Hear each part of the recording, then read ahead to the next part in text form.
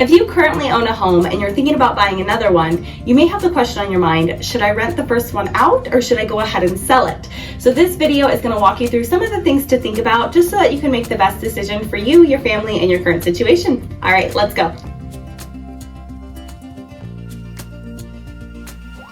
One thing that you're going to want to consider just right up front is, do you have the money for repairs?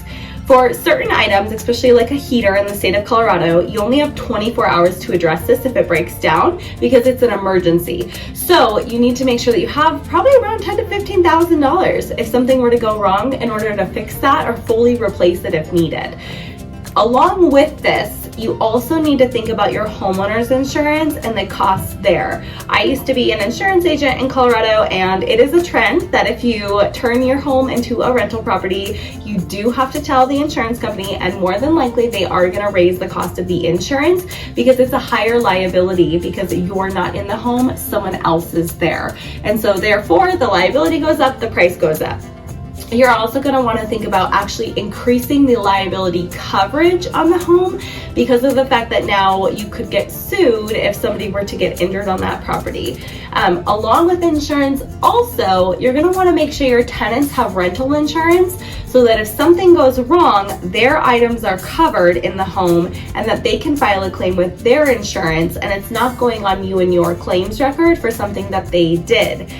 This is just one of those little things that we don't often think about when we're making this decision.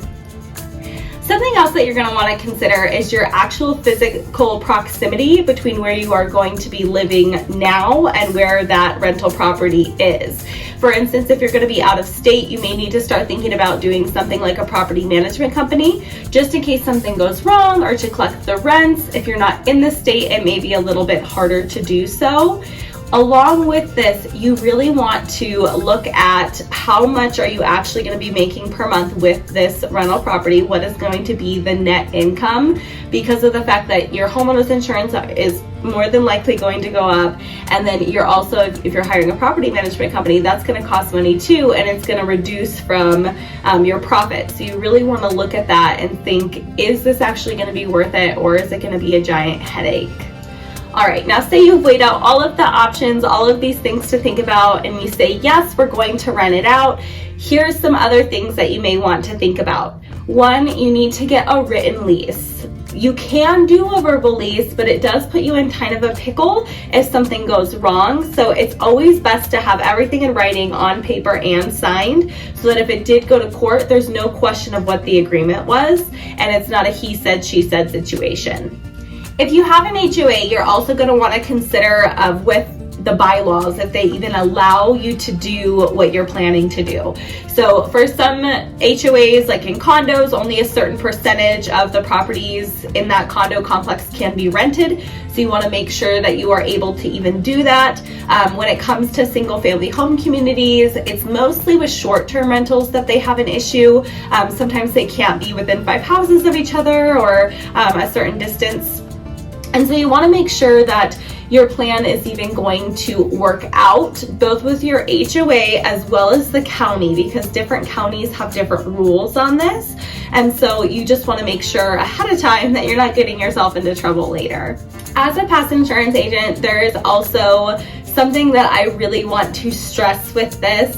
And that is that if you're going to be renting out properties, you have to get them into an LLC. It protects you and your assets so that if something were to happen and you got sued, the property would get sued within that LLC and they would not be able to access all of your assets. If you have questions about this, I am a realtor. I am not a lawyer, so I would ask them directly. I can give you an overview, but it's really important to talk to a professional about this. I did work in the insurance agency for a long time, and I have heard the craziest of stories. I'm going to share one with you guys today. I had someone call in who was being sued for $2.5 million because their child was standing in the middle of a sidewalk and they got hit by a bike. So, and the biker hit them. However, the biker took them to court saying that the child standing there was that child's fault, and somehow they won. And so they actually had this on their profile. So it's really, really important that you just get your stuff in an LLC. You never know what's going to happen and how the other lawyers on the other side are going to kind of coerce to get that through. So just protect yourself up front. It's not very expensive to get an LLC. You can do it on the state's website, but just, I can't stress that enough.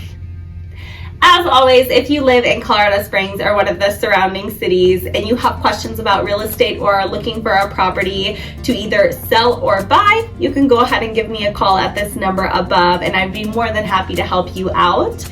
And I hope that you all have a wonderful new year full of lovely blessings, love, and wonderful memories. Have a great day. Bye.